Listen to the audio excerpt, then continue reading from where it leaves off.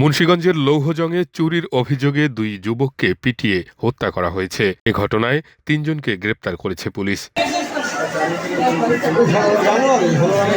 বুধবার ভোররাত ৩টার দিকে হলদিয়া ইউনিয়নের সাতঘরিয়া কমিউনিটি ক্লিনিকে এ ঘটনা ঘটে। এক্সট্রিম মশার কয়েল প্ল্যান্ট ফাইবার দিয়ে তৈরি, ডেঙ্গু চিকুনগুনিয়া বাহি সহ যে কোনো মশার বিরুদ্ধে দেয় এক্সট্রিম সুরক্ষা। পুলিশ ও স্থানীয় সূত্রে জানা যায়, কমিউনিটি ক্লিনিকের বৈদ্যুতিক তার চুরির সময় দুজনকে দেখতে পেয়ে স্থানীয় লোকজন তাদের আটক করে। পরে উত্তেজিত জনতা তাদের মারধর করলে তারা দুজনই গুরুতর আহত হন। চুমকি গেছে খাসি নেবে কত বছর?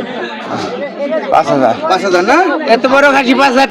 আমারে ২,০০০ টাকা দিতে চাইছিলাম মামা, এখনো দেয়নি। খবর পেয়ে লৌহজং থানা পুলিশ ঘটনাস্থলে গিয়ে আহত দুজনকে উদ্ধার করে। পরে তাদের উপজেলা স্বাস্থ্য কমপ্লেক্সে নিয়ে গেলে কর্তব্যরত চিকিৎসক দুজনকেই মৃত ঘোষণা করেন।